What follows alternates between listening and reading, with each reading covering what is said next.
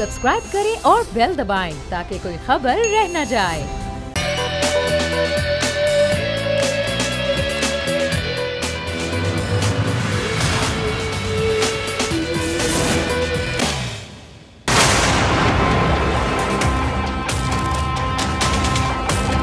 Prime minister ने उसको नाकाम, नाअहल, नालायक फाइनेंस मिनिस्टर समझ के निकाल दिया, क्योंकि इनके दौर में इनकी नाकामियों की वजह से हमारी नाकामी हुई है और मुल्क में अफराते ज़र बढ़ा है और महंगाई बढ़ी है, डॉलर बढ़ा है। इनकी नाअहली की वजह से पाकिस्तान के लोगों की चीखें निकली हैं। वजीर खजाना क्योंकि बदल लिए गए, इसलिए हुकूमत ने अपनी नाकामी का एतराफ कर लिया। तो बिलावल साहब, आपकी हुकूमत के अंदर तो 4 सूरमा वजीर खजाना बदले, एक एक सूरमा भेजते गए, एक एक नाकाम होता रहा, एक एक घर जाता रहा। तो अगर हम नाअहल हैं, अगर हम नाकाम हैं, तो आप क्या थे? क्या आप नाअहल तरीन थे? क्या आप नाकाम तरीन थे? अगर ये रुक जाते थोड़ी देर असेंबली में, खुर्शीद शाह साहब, अगर इनमें थोड़ी हिम्मत होती सुन ले, और वो भी भाग गया, बेबी बिलावल एकदम से आया चला गया। उनका आज से नाम है जी जूनियर। मैं उनको कभी भी अब उनको बिलावल, मैं उनको अब जूनियर जरदारी कहूंगा। कभी आपने अपने वालिद से पलट के ये पूछा है कि मेरी माँ के कत्ल कातिलों की यूनाइटेड नेशंस की जो रिपोर्ट थी वो किधर है?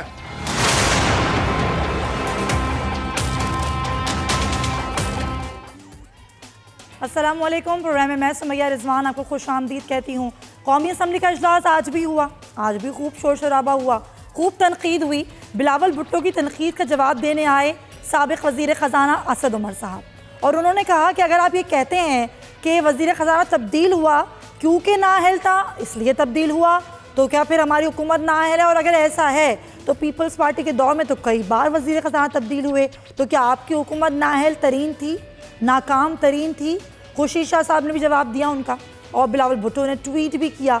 उन्होंने कहा कि अब हमें एक नाकाम वज़ीर ख़जाना बताएगा कि मईशत कितनी ख़राब थी हमारे दौर में। क्या एक नाकाम वज़ीर ख़जाना में बताएगा कि मईशत को किस तरह से ठीक किया जाता है? और फिर आपने अभी देखा और सुना भी कि अली ज़ैदी साहब भी आए और ऐवान के बाहर वो खूब गरजे बरसे, क्योंकि ऐवान में मौका नहीं मिला उनको गरजने बरसने का, तो उन्होंने फिर बाहर आके बात की। और अब जाहिर है ये तमाम तर सूरत हाल है, और हम देख रहे हैं कि रोज़ाना की बुनियाद पर पीपल्स पार्टी और हुकूमत के दरमियान इस तरह की तनकीद चल रही है, मुसलसल चल रही है। कभी मईशत पर बात होती है, कभी महंगाई पर बात होती है, कभी वज़ीर-ए-आज़म के बयानात पर बात होती है। लेकिन बात यह है क्या इन चीज़ों से हम आगे निकल के भी कुछ करेंगे, इन बयानात से, तनकीद से, या फिर हम यहीं खड़े रहेंगे और असम्बली का इस्तेमाल इसी तरीके से लेकर आएंगे? क्योंकि बिल्स तो वहाँ पर पास होते नहीं हैं, लेजिस्लेशन तो होती नहीं है, बिल आता है तो कॉपियाँ फाड़ दी जाती हैं। ज़रा बात करते हैं इस पर। हमारे नुमाइंदे सफदर क्लास भी हमारे साथ मौजूद हैं, और उसामा गाजी हमें सीनियर एंकर पर्सन ज्वाइन कर रहे हैं। आपका बहुत शुक्रिया। आगे जाके हमें आयतुल्लाह दुरानी साहब पाकिस्तान पीपल्स पार्टी से ज्वाइन करेंगे। सफदर, पहले तो मैं आपकी जानिब आना चाहूँगी, आज भी कौमी असम्बली में यही शोर शराबा हंगामा रहा कि कुछ बिल्स भी पेश किए गए थे या नहीं? जी, खासकर कौमी असम्बली की बात करें तो सवाल और जवाब का वक्फा तो नॉर्मल गुजर जाता है, उसमें तहरीरी जवाब भी आ जाते हैं और कुछ मिनिस्टर जो मौजूद होते हैं वो जवाब देते हैं, उसके ऊपर बहस भी होती है। उसके बाद जो सूरत हाल है, आज दूसरा दिन है, वो खराब रहती है। जब पॉइंट ऑफ ऑर्डर के ऊपर बात करना शुरू करते हैं तो फिर जो उनका एजेंडा आइटम है, अब कल जो है तकरीबन 100 के करीब एजेंडा आइटम थी, तो उसमें से वो डबल फिगर में भी नहीं गए, तो पहले असम्बली जो है उनको एक दिन के लिए करना पड़ा, इजलास जो है मुलतवी करना पड़ा। आज भी ऐसा हुआ है। उसके हवाले से खासकर जहाँ पर अपोजिशन, खासकर पीपल्स पार्टी तनकीद कर रही है गवर्नमेंट की पॉलिसियों को, खासकर पार्लियामेंट में हार्ट डिबेट उस वक्त जब चेयरमैन पीपल्स पार्टी बिलावल भुट्टो जरदारी ने शदीद तनकीद का निशाना बनाया गवर्नमेंट को और काबीना में रद्द-बदल की वजह से, और फिर उनके ऊपर खुद इल्जामात लगाए थे। असद उमर ने उनका जवाब दिया, तो उसके बाद पीटीआई की तरफ से भी काफी शोर शराबा हुआ। और आज जब असद उमर ने जवाब दिए उनको कि 3 से 4 वज़रा आप लोगों ने बदले हैं, तो फिर क्या आप नाकाम हुए थे? तो उसके ऊपर असद उमर ने फिर कहा कि मैंने नहीं कहा कि बिलावल भुट्टो जरदारी को कि वो दहशत गर्द हैं या वो गद्दार हैं, ऐसी कोई बात नहीं थी। किसी और ने की है तो वो अपनी तरफ से जिम्मेदार है, लेकिन वो अपनी बात करके चले गए। इसके ऊपर खुर्शीद शाह ने तनकीद की कि अगर एक मेंबर ने इल्जाम लगाया तो उसको फिर उसका जवाब भी सुनना चाहिए। मैं भी बैठा हूँ, बिलावल बैठा है, तो असद उमर क्यों जा रहे हैं? खुर्शीद शाह ने फिर जो है हुकूमत को शदीद इल्जाम लगाया कि उनका कहना था कि हम तो डिक्टेटर के बाद आए थे, हम तो 10 साल मुल्क जो है एक अंधेरे में था, उसको निकालने की कोशिश की, दहशतगर्दी थी, ऑपरेशन थे। उसके बाद खासकर मुराद सईद ने जो बात की है, मुराद सईद ने फिर शरीफ तनकीद का। चलें, ये तनकीद तो हमें मालूम है ना सफदर, जरा आप मेरे साथ ही रहिएगा। मैं आपसे पूछूंगी क्या कुछ अवाम के जो हवाले से इशूज़ तुम पर बात हुई, क्या कोई बिल्स लाए गए, ज़रा इस पर भी हम बात करेंगे। उसामा को भी शामिल गुफ्तगू करते हैं। उसामा, आज एक मुहावरा जो दोहराया गया और कहा गया, और वो कहा गया खुर्शीद शाह साहब की जानिब से, उन्होंने इशारा करके कहा कि कहाँ राजा भोज और कहाँ गंगू तेली। तो आपको लग रहा है कि ये बिल्कुल सही मिसाल उन्होंने दी है? पीपल्स पार्टी का मसला ये है कि जो उनके दौर में कारकर्दगी थी, उसके बाद मुझे नहीं लगता कि पीपल्स पार्टी अगले 5 साल के बाद भी कोई फेडरल में विफाक में हुकूमत बना सकती है। तो अब बेहतरीन तरीका यही है कि जिस कदर हो सके जो इस वक्त हुकूमत है तहरीक इंसाफ की, उसकी नाकामियों को गिनवाया जाए, बताया जाए। लेकिन सिंध तक पीपल्स पार्टी क्यों महदूद हो गई, इस एक दफ़ा खुद जी तवज्जो नहीं देगी पाकिस्तान पीपल्स पार्टी। आप जितना मर्जी कौमी असम्बली में तहरीक इंसाफ विफाक की हुकूमत को निशाना बना ले, दोबारा पाकिस्तान पीपल्स पार्टी का रिवाइवल दीगर तीनों सूबों में नहीं हो सकेगा।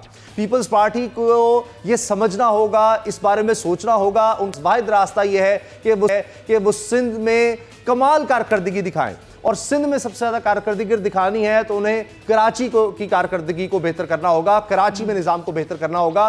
पिछले 10 साल में 11 साल में क्या पीपल्स पार्टी ने कराची और सिंध में ऐसा निज़ाम दिया है, ऐसी है कि जिस पर वो फख्र कर सके? कराची का तो हाल है उसामा, जरा मैं आपको बिल्कुल, कल हमने यही शूट अपने प्रोग्राम में उठाया था। अब बड़े मजे की बात है, सेहत का कोई मसला होता है तो वजीर सेहत अजरा पेचू गायब रहती हैं, कहाँ होती हैं, तलाश गुमशुदा का इश्तिहार लगवाना पड़ेगा। अगर तालीम का कोई मसला होता है, नकल माफिया सरगर्म होती है, तो हम कोशिश करते हैं, कभी आ भी जाते हैं सरदार शाह साहब जो वजीर तालीम है सूबाई हुकूमत के, और कभी वो गायब हो जाते हैं, कुछ पता ही नहीं होता कि वो क्या कर रहे हैं क्या नहीं कर रहे हैं। इसी तरह सड़कों के मसाइल हैं, यहाँ पर सड़कें खुदी हुई हैं, यहाँ पर तरक्याती काम हो रहे हैं, कौन करवा रहा है, किस तरह करवा रहा है, कोई देखने वाला नहीं है। चलें, यही सवाल जो आपने उठाया है, मैं इसी सवाल को लेकर जाती हूँ पीपल्स पार्टी से। आयतुल्लाह दुरानी साहब हमारे साथ मौजूद हैं, उनसे बात करते हैं। दुरानी साहब, ये जो सवाल है कि सिंध में हुकूमत की क्या कारकर्दगी है, बहुत सारे मसाइल हैं, सेहत के हैं, तालीम के हैं, तरक्याती मनसूबों के हैं, अगर यहाँ पीपल्स पार्टी की तवज्जो नहीं है, तवज्जो सिर्फ बयानबाजी की हद तक है और ये तवज्जो सिर्फ कौमी असम्बली में तनकीद करने की हद तक है, तो फिर आवाम पूछ रही है कि भाई हमारा क्या होगा? क्या पीपल्स पार्टी जो वोट दिया गया है उसका हक अदा करेगी या नहीं? बिस्मिल्लाहिर्रहमानिर्रहीम, शुक्रिया। देखिए, बहुत सारी चीज़ों का ताल्लुक़ एक दूसरे से मिला जुला होता है।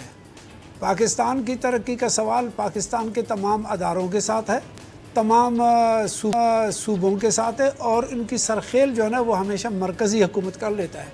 अगर मरकज़ी हुकूमत की तरफ से उसकी हालत ज़ार हो जावे तो सूबों की हालत भी हालत ज़ार में ही बदल जाती है, और अगर उसको हालत ज़ार को बेहतर बनाना हो और अच्छी खासी ये सूबे की हालत 10 साल से है। जो बजट है, पिछले साल की हुकूमत को भी आप मुर्दे इल्ज़ाम ठहरा रहे हैं, और इससे पहले तो आपकी हुकूमत थी, तो फिर क्या वफाक ही गलत है? सूबे का कोई कसूर नहीं? मोहतरमा, अगर मैं ये पूछूं कि कुछ दिन पहले, 1 साल पहले बोल टीवी की हालत बहुत बेहतर थी, तो आजकल कैसा है? क्या बोल टीवी और आप लोगों के एंकर्स जितने भी हैं, सबकी पोजीशन आज वही है जो आज से 1 साल पहले था? यही बात है ना कि क्राइसिस, जब ये बात सुनिए, अब सुनिए ना, हाँ। आपके ऊपर क्राइसिस आ गए, आप क्राइसिस से गुजर रहे हो, आपके पूरा मीडिया क्राइसिस से गुजर रहा है, तो पैसे न होने की वजह से। सुनिए ना, बोल चैनल सुनिए ना, जब आप समझेंगे, जब आप खामोश हो जाएंगे तो आप समझेंगे। मैं समझने की कोशिश आपने सवाल किया है, मेरा जवाब 1 पेज का आपको मिलेगा। इस वजह से कि अगर पीपल्स पार्टी की सूबाई हुकूमत को 160 अरब रुपए नहीं तो वो फेडरल गवर्नमेंट देगा तो वहाँ पर हालत ज़ार ठीक होगी। जब फेडरल गवर्नमेंट बलूचिस्तान को भी पैसा ना, मरकज़ जो है ना सौतेली माँ की जैसा नहीं, बिल्कुल ही मुखालिफ की ऐसे से किरदार अदा करे फेडरल गवर्नमेंट सिंध गवर्नमेंट के साथ, तो पीपल्स पार्टी क्या दिखाएगी? नालियों के लिए बारिश हो रही है, पानी नहीं है, 160 अरब रुपए 8 महीने से नहीं आ रहे हैं, तो आपके पास वैक्सीन है, गर्मी आ रही है, वैक्सीन के पैसे नहीं होंगे, कहाँ से काटोगे?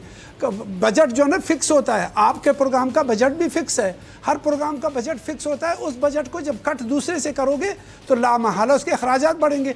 पाकिस्तान जंगी हालत में आ गया, पैसे जंग की हालत में आ गया। अगर इंडिया बॉर्डर पे नहीं आगा तो फेडरल गवर्नमेंट नहीं रोता, कर्जे बाहर से आते तो शायद फेडरल गवर्नमेंट ना होता। समझ गई मैं आपका। अगर पाकिस्तान अगर बात कंप्लीट हो गई तो मैं सवाल करूं, पॉइंट तो समझ आ गया मुझे सर आपका। आप ये कह रहे हैं कि वफाक पैसा नहीं दे रही, जाहिर है इसकी वजह से सारे काम नहीं हो रहे, सारा कसूर वफाक का है, समझ आ गया।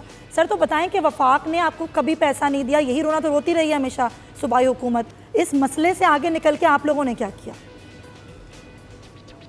हमने जब सूबों का इख्तियार सूबों को दिलाया, NFC वार्ड के थ्रू दे दिया, सूबों के पास देखे जंग है इख्तियारदारी का और उसके समझदारी से चलाने का।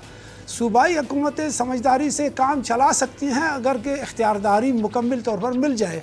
आए दिन तक तमाम शेड्यूल जो पाकिस्तान के आइनी तकाज़ों को पूरा करता है वो हमेशा फेडरल गवर्नमेंट के किसी न किसी साजिशी ग्रुप की तरफ से वो डिस्टर्ब होता है सूबे। उसकी वजह से आप अगर आज़ाद तरीक़ेकार के साथ सोचेंगे तो फिर आपको समझ आएगा। अफरा तफरी होगी, पैसा अखराजात अमन अमान पर जाएंगे तो फिर अमन अमान नहीं होगा, इंडस्ट्री रुकेगी। जब इंडस्ट्री रुकेगी तो फिर बेरोज़गारी होगी, बेरोज़गारी होगी तो फिर रोडों पर लोग आएंगे, एहतजाज करेंगे। ये हो गया हक। एक हो गया सियासी साजिश के तहत किसी जगह को डिस्टर्ब करना। मसलन मैंने आपको पहले बताया 160 अरब आप दे दो, हो सकता है कि कराची के बहुत सारे मसाइल जो अभी मई जून में जाकर के 27 मई को मैक्सिमम टेम्परेचर टच करेगा, जब लोग लू से मरेंगे, तो आपके पास फेडरल गवर्नमेंट के पैसा देंगे तो काम होगा। और जब फेडरल गवर्नमेंट कैसे देगा? बहुत लोग फेडरल गवर्नमेंट में और आप बैठे हैं। ये तो 8 महीने की बात है ना, मैं तो पिछले 10 साल की बात कर रही हूँ, उसका जवाब तो आप मुझे दे ही नहीं रहे। पहले तो किसकी हुकूमत थी? PTI की हुकूमत तो नहीं थी। देखें, हाँ हमारी हुकूमत थी, इससे पहले भी हमने तो उठा करके तमाम इख्तियारात सूबों को दे दिए। लेकिन उस ज़माने में जब मेरा हुकूमत था उस वक्त का मुशर्रफ का फ़ैसला और अमेरिकन CIA का फ़ैसला हो चुका था कि कराची से लेकर के खैबर तक एक जंगी कैफियत रहेगी अफ़गानिस्तान के हवाले से। उस रीजनल पॉलिटिक्स का मरकजियत पाकिस्तान का बंदरगाह कराची और कराची से रिलेटेड इलाके थे, बलूचिस्तान था, KPK था और ये इलाके थे। उसमें तो जंगी कैफियत के पैसे थे। जब अमेरिकन ने हमारे को नेटो फोर्स के पैसे नहीं दिए तो हमने अमेरिकन से भी एहतिजाज किया ना कि हम आपके साथ काम नहीं करेंगे अगर आपने हमारा सपोर्ट प्रोग्राम नहीं दिया। तो वो सपोर्ट प्रोग्राम जब हम अपने फौजी जंगी हालत पे मांग रहे थे तो अमेरिका ने नहीं दिया, तो हमने बहुत सारी चीज़ों को डिस्टर्ब किया, हमारे भी बहुत सारी चीज़ों पे कट लग गया। जब हमारे साथ होंगे पैसे सियासी जंगी हालत में मुल्क तो जाहिर है तभी होगा काम। फिर आप दुनिया के साथ चलें। चलें, बिल्कुल सही, चलें सही। राना सनाउल्लाह साहब हमारे साथ हैं, नून लीग से, उनसे बात करते हैं। राना साहब, पीपल्स पार्टी आप देती है कि जी आपके दौर में भी वफाक ने पैसा नहीं दिया हुकूमत को, सारे इसीलिए पीपल्स पार्टी सिंध में काम नहीं कर पाई। अब 8 महीने से PTI भी नहीं दे रही है, इसीलिए सारा कसूर वफाक का है। आपको क्या लग रहा है, वाकई अगर सिंध में कुछ काम नहीं हुआ तो सारा कसूर वफाक का ही है, सिंध हुकूमत का कोई कसूर नहीं इसमें? देखिए, पीपल्स पार्टी का ये क्लेम तो जरूर रहा है कि उनके हिस्से के उनको पूरे पैसे जो है वो नहीं मिले। जैसे कराची वालों का ये हमेशा एक बयानिया रहता है कि जी हम पता नहीं 70% या 75% ऑफ रेवेन्यू हम इकट्ठा करते हैं। लेकिन पीपल्स पार्टी का ये भी क्लेम है कि उन्होंने सिंध में बड़ा काम किया है। ऐसा तो वो नहीं कहते कि हम कोई काम नहीं कर सके क्योंकि हमें वफाक से पैसे नहीं मिले। वफाक से पैसे मिले भी हैं और उन्होंने काम किया भी है। और जहाँ तक उनके हिस्से का तल्लक है कि पूरे मिले या थोड़े मिले, ये मैं समझता हूँ कि ये एक आर्गूमेंट की बात है। इसमें किसी हद तक सच भी हो सकता है और कोई थोड़ी मुबालगा राई भी हो सकती है। अच्छा सर, राना साहब, क्योंकि हम ऐवान के सूरत हाल पर बात कर रहे थे, ये बात यहाँ पर निकल आई, दुरानी साहब का स्टेटमेंट ये था, जो ऐवान में पीपल्स पार्टी की जो शोला बयानी है वो नून लीग की मिसिंग नज़र आती है कि नून लीग के पास कोई ऐसा चेहरा नहीं है जो आके इस तरीके से जो हुकूमत के तमाम तर काम हैं उन पर तनकीद कर सके और उनको जवाब दे सके, क्योंकि ये बात तो बाहर भी हो रही है और ऐवान में भी हो रही है। देखें, बिलावल भुट्टो जरदारी जो हैं वो अपनी पार्टी के पार्लिमानी लीडर हैं और वो जब भी बात करना चाहें पार्लिमानी रूल्स के मुताबिक उन्हें वक्त दिया जाता है, और उन्होंने जो स्पीच की है जिसका गालिबन आप हवाला दे रही हैं। जी जी। बाकी PMLN की तरफ से और अपोजिशन के दूसरे मेंबर्स की तरफ से जो है वो इश्यूज कल उठाए गए हैं। हमारी तरफ से एक रेजोल्यूशन जो है वो कल ऑप्ट हुआ है, बड़ा अहम रेजोल्यूशन है नए सूबों के क़याम से मुतल्लिक। इसी तरह से जो इनका बयान है, जो बोंगियां मारी हैं हमारे जो है वो इलेक्टेड वज़ीर आज़म ने ईरान में जाके, वो भी मामला जो वो PMLN ने उठाया था।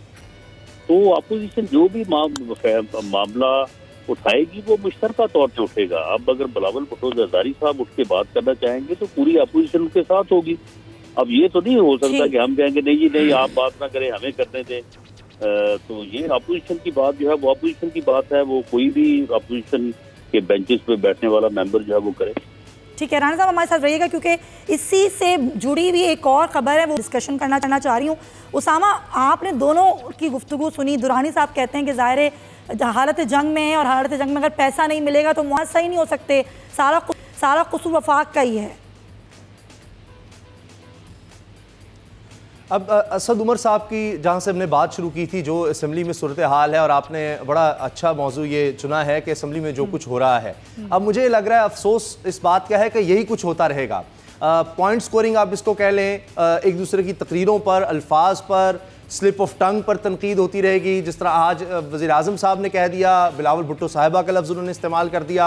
आज अली जैदी की गुफ्तगू आपने प्रोग्राम के शुरू में ही दिखा दी कि वो हम अब उसको बिलावल बेबी कहेंगे और मिनी जरदारी कहेंगे। इस तरह की ये दोनों तरफ से ये होता रहेगा, मुझे अफसोस के साथ कहना पड़ता है। और जो फैक्ट्स हैं, किस तरह से पाकिस्तान आगे लेके जाना है, चार्टर ऑफ डेमोक्रेसी था तो चार्टर ऑफ इकोनॉमी किस तरह बनाना है, पाकिस्तान के जो स्टेट के इदारे जो सालाना अरबों रुपए का 500-700 अरब रुपए का नुकसान कर रहे हैं, उनको किस तरह हमने बैठकर प्राइवेटाइज करना है, क्या करना है, हुकूमत को साथ लेकर चलना है। अगर चले हुकूमत की कारकर्दगी ठीक नहीं, उसको कुछ सजेशन देने हैं। हफीज शेख साहब अगर 3 साल पीपल्स पार्टी में कुछ ठीक कर गए थे तो आज उनको ठीक किस तरह करना है, उनको वही बंदा अब दोबारा क्यों नहीं सही काम कर सकता। ये सब बातें क्यों नहीं होंगी?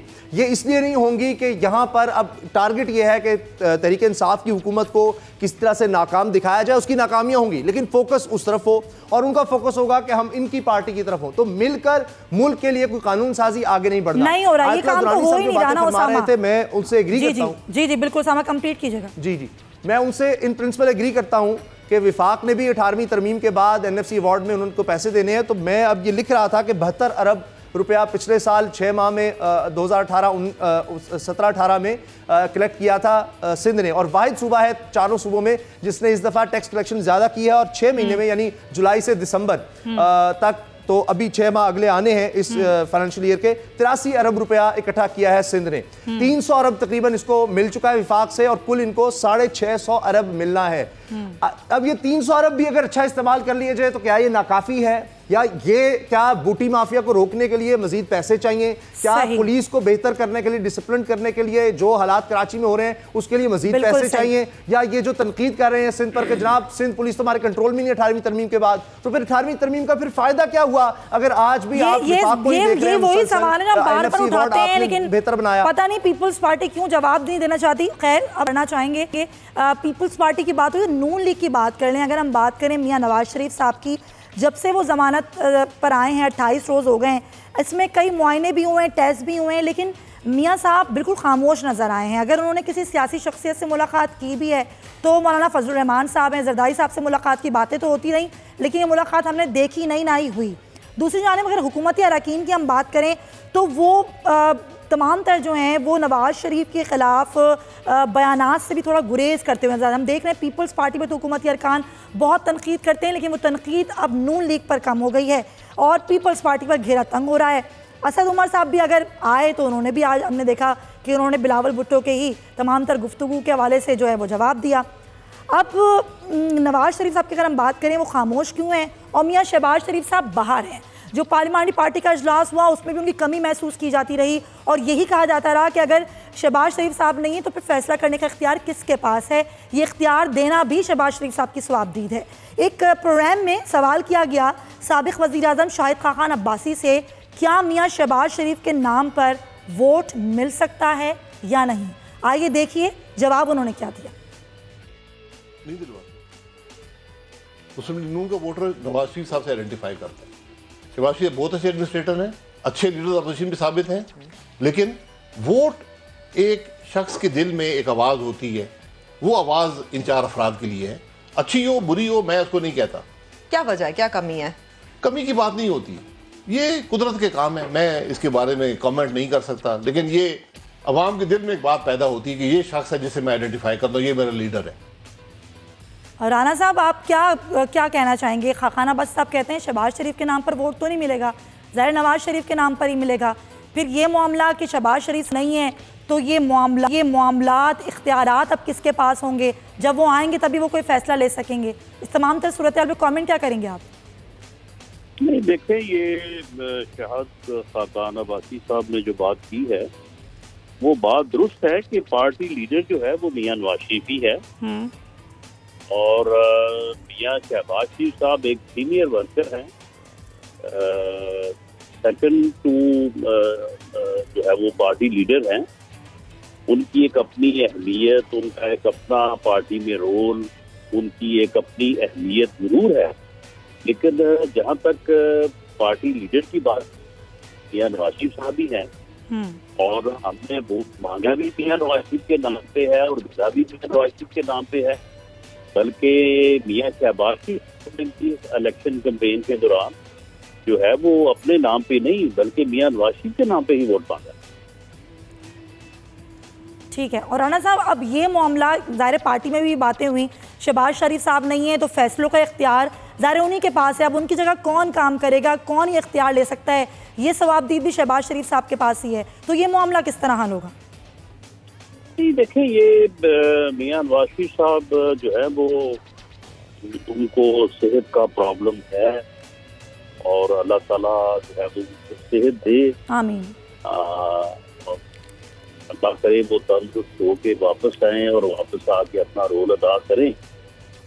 बाकी उनकी रहनुमाई में मियां शहबाज शरीफ साहब बतौर सदर पाकिस्तान मुस्लिम लीग नून जो है वो इख्तियारात इस्तेमाल कर रहे हैं, बतौर लीडर ऑफ अपोजिशन भी अपना किरदार जो है वो अदा कर रहे हैं और इंशाल्लाह वो अदा करेंगे। अच्छा, ये जो बात की जा रही है कि मियां साहब खामोश हो गए, कोई बात नहीं करते, कोई सियासी बयान नहीं देते, मुलाकात भी उनकी सिर्फ मौलाना फजल रहमान साहब से भी हुई और जरदारी साहब से मुलाकात का भी अब कुछ पता नहीं चल पा रहा। क्या मुस्तकबिल में हम देख सकते हैं मियां साहब की और जरदारी साहब की मुलाकात? नहीं, देखें, सेहत से बढ़ के तो कोई चीज़ नहीं होती और मियां नवाज शरीफ साहब जो है उनको सेहत का प्रॉब्लम है।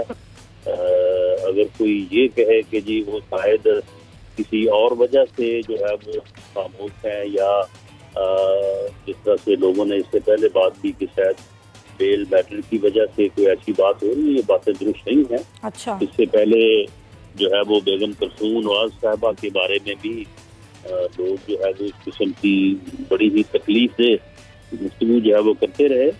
तो मियां साहब जो है वो सेहत से दो चार है, अल्लाह ताला उनको सेहत दे। जी बिल्कुल। सियासत तो होती रहेगी, तो सियासत ये तो नहीं है कि एक महीने में इससे खत्म होना है, तो लिहाजा फौरी तौर पे जो है वो हर चीज को छोड़ के वो बयान देने, प्रेस कॉन्फ्रेंस करने और जैसे करने के लिए जो है वो नजर करें।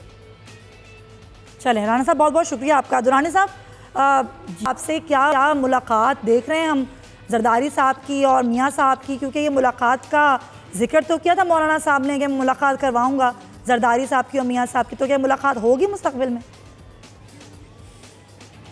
देखिए, सबसे बड़ी बात यह है कि मियां नवाज शरीफ साहब को अल्लाह सेहत दे दे। जी जी। वो पाकिस्तान में अपने सियासी जमात के लिए और पाकिस्तान के लिए, पाकिस्तानी की हैसियत से सबसे पहले हम उसके सेहत के लिए दुआ करते हैं। जहाँ तक मुलाकातों का सवाल है तो किसी वक्त भी मुलाकात हो सकती है, इस पर कोई पाबंदी तो नहीं है या किसी कदगन नहीं है।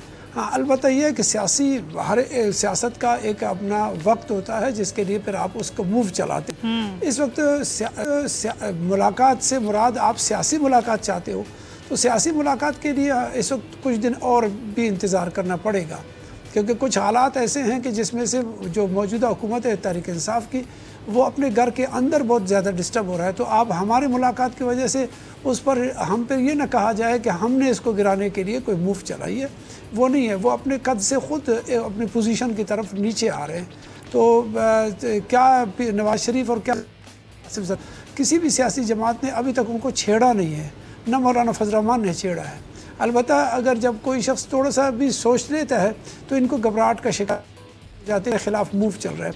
अभी हमने तो नहीं कहा था कि उनके गवर्नर साहब इस तरह का प्रेस कॉन्फ्रेंस करें, हमने तो नहीं कहा था कि उसके वज़ीर आला और ये सब कहें कि हमें एतमाद हासिल है, हमें कोई नहीं निकालेगा। हमने तो नहीं कहा था उनके कि वज़ीर जो है उसके इस्तीफ़ा दे दें, और उनको कहा था। ये हर एक की टैक्टिस होते हैं, हर पार्टी के अपने अपने तरीक़ेकार होता है सियासत करने का। वो कभी एक कदम आगे बढ़ता है, कभी 2 कदम पीछे आ जाता है। बिल्कुल तो ये जिद की सियासत तो नहीं, अना की सियासत तो करनी नहीं है ना। बिल्कुल सही। अना की सियासत और जिद की सियासत इसको हम आगे बिल्कुल डिस्कशन करेंगे। ब्रेक के बाद जरा पूछेंगे कि नून लीग का सियासी मुस्तकबिल क्या है और पंजाब की सियासत में क्या हो रहा है। आज चौधरी सरवर साहब ने जो आज प्रेस कॉन्फ्रेंस की, क्या इसके पसे पर्दा भी कुछ और हक़ाइक़ हैं, इस पर जरा नजर डालेंगे इस ब्रेक के बाद। स्टे विद अस।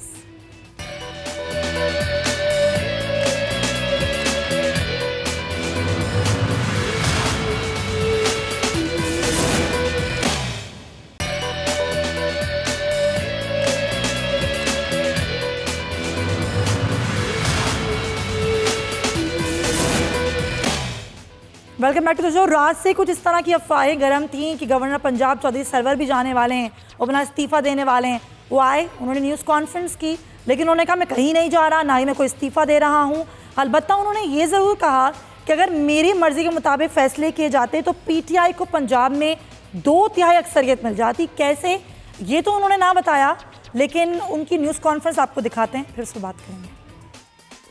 मैंने पाकिस्तान तहरीक इंसाफ की तब्दीली का नारा, नया पाकिस्तान का नारा और 2 नहीं 1 पाकिस्तान बनाने का नारा 4 साल पंजाब भर के शहरों में, कस्बों में, टाउन्स में, देहातों में पाकिस्तान तहरीक इंसाफ का मैसेज और इमरान खान का मैसेज जो है वो पहुंचाया।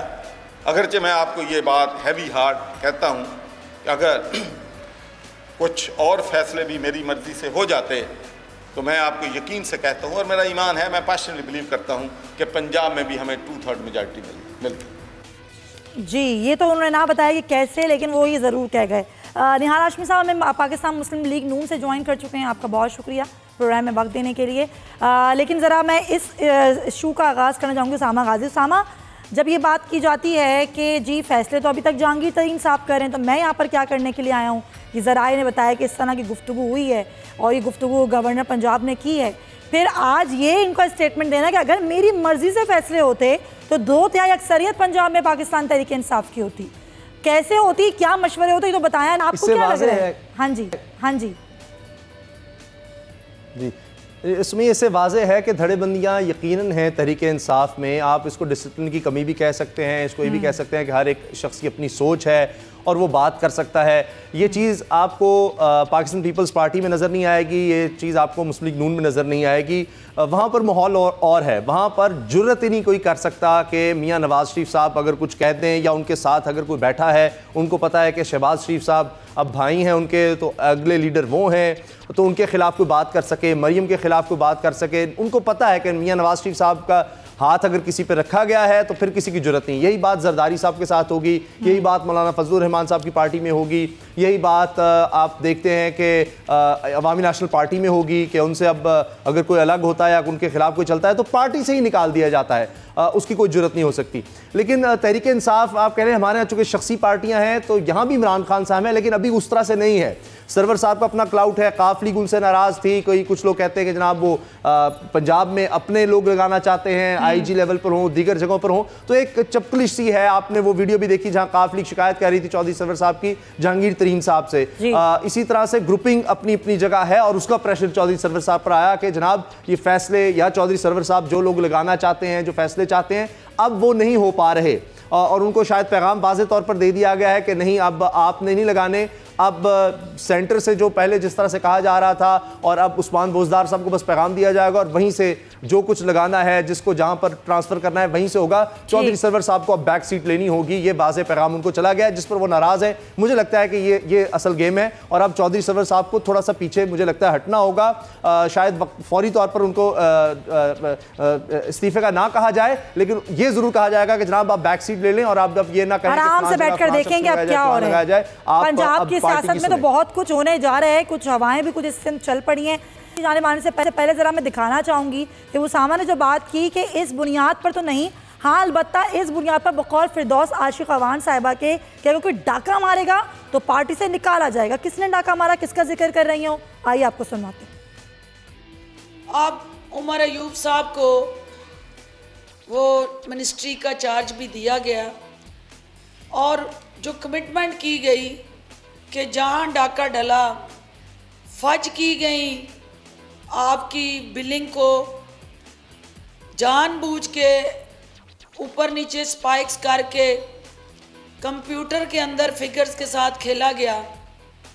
अगर हम सब उससे मुतमईन होते, प्राइम मिनिस्टर को आपके दर्द और तकलीफ़ का एहसास ना होता तो वहाँ मिनिस्टर चेंज ना होते। वजारत पेट्रोलियम पर डाका मारा गया, इसीलिए वज़ीर को तब्दील किया गया। अगर ऐसा कहीं और भी हुआ तो वहाँ पर भी वज़ीर को तब्दील किया जाएगा। निहाल हाशमी साहब, यहाँ पर इसलिए तब्दील किया था कि वफादारी नहीं की, वफादार नहीं रहे, लेकिन यहाँ पर तो ये कह रही है फिरदौस साहिबा, आपने सुना कि अगर किसी भी वजारत पर डाका मारा जाएगा तो वज़ीर तब्दील कर दिया जाएगा। असद उमर साहब का नाम नहीं है इसमें, वो अलग कैटेगरी है। आपको क्या लग रहा है कि अभी और कितनी तब्दीलियाँ आना बाकी हैं? आपको लग रहा है कि ये हुकूमत और भी तब्दीलियाँ कर देगी, पंजाब में भी करेगी, काबीना में भी और करेगी? बिस्मिल्लाहिर्रहमानिर्रहीम। अभी तो ये डाके की बाज़ गश्त पूरी दुनिया में सुनी जा रही है, क्योंकि बर्र आज़म यूरोप के लोग बहुत परेशान हैं कि जर्मनी पे डाका मार के इमरान खान साहब उसको जापान के पास लेके गए हैं। तो मेरे ख्याल से ये एक इस पे गौर फिक्र करने की ज़रूरत है। और जहाँ तक इनके कैबिनेट के डाका मारने वो का जानते सवाल हैं, वो जोग्राफिया के हवाले से आप उसको ये भी तो कह सकते हैं, ज़बान फिसल गई। तो इसीलिए तो अब पूरी दुनिया के जितने बड़े हैं वो सर जोड़ के बैठ गए कि ये कौन सा ऐसा बड़ा जोग्राफिकल साइंटिफिक आदमी आ गया है जो हमारे मुल्क को एक खत्ते से, एक बड़े आदम से दूसरे बड़े आदम लेके जा रहा है और हमारी मर्जी के बगैर।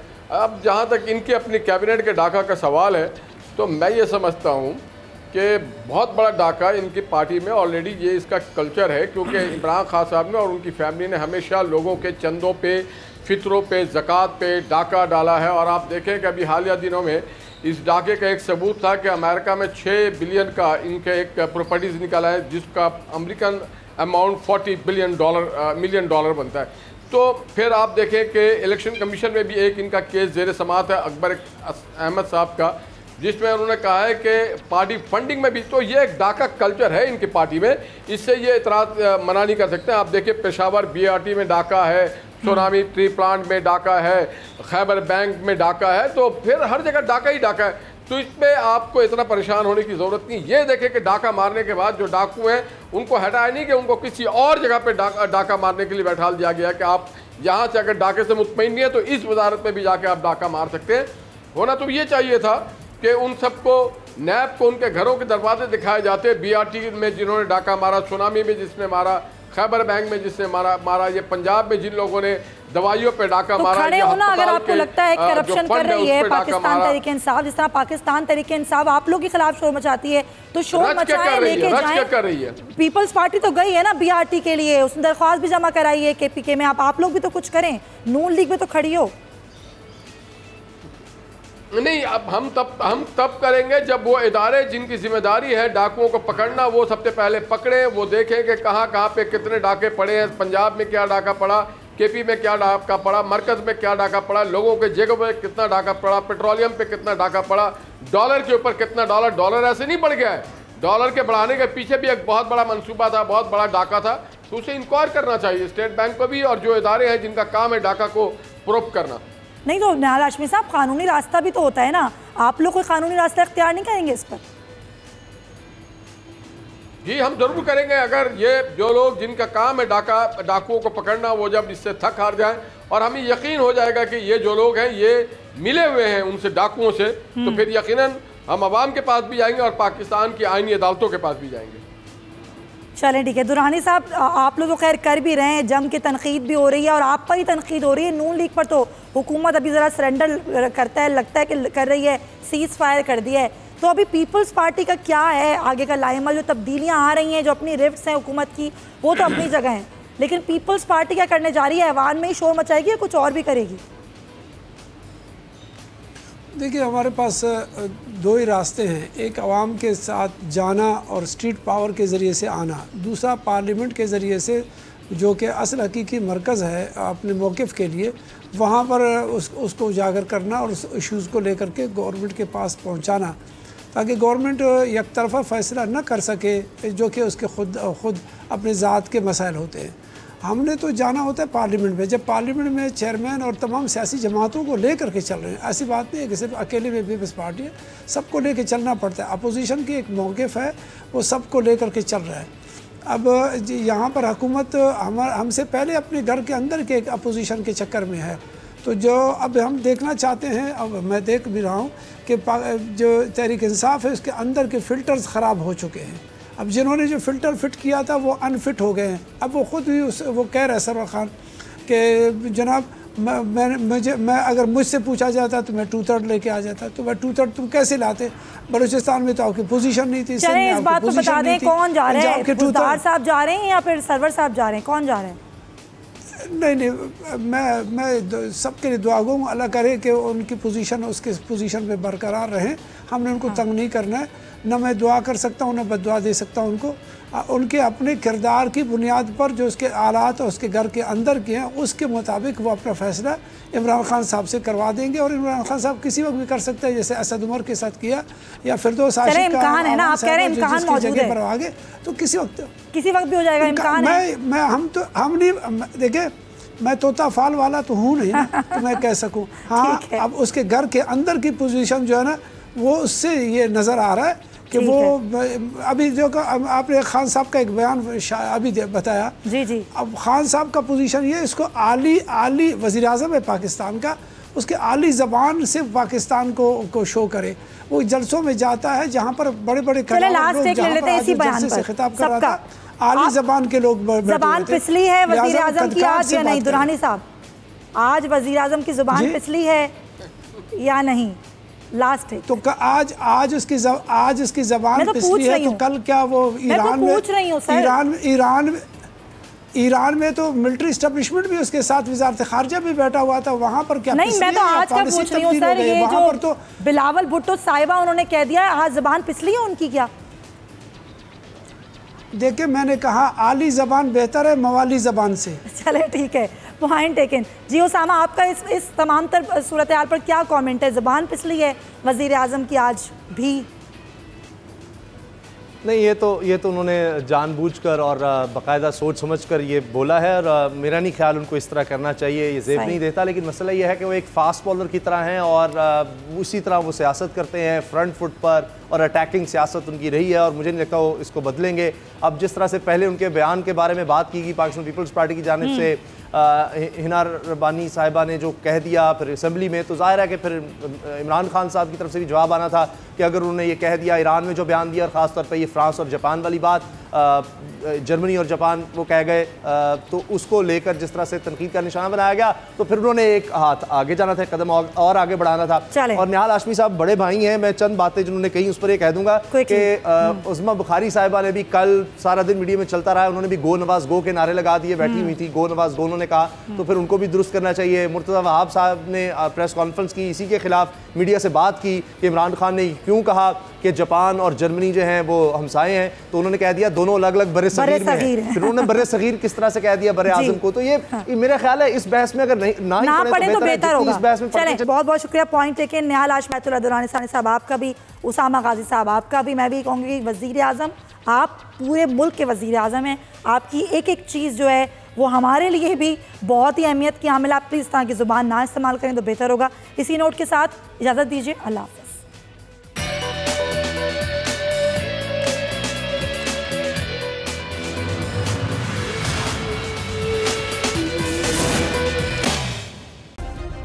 सब्सक्राइब करें और बेल दबाएं ताकि कोई खबर रह न जाए।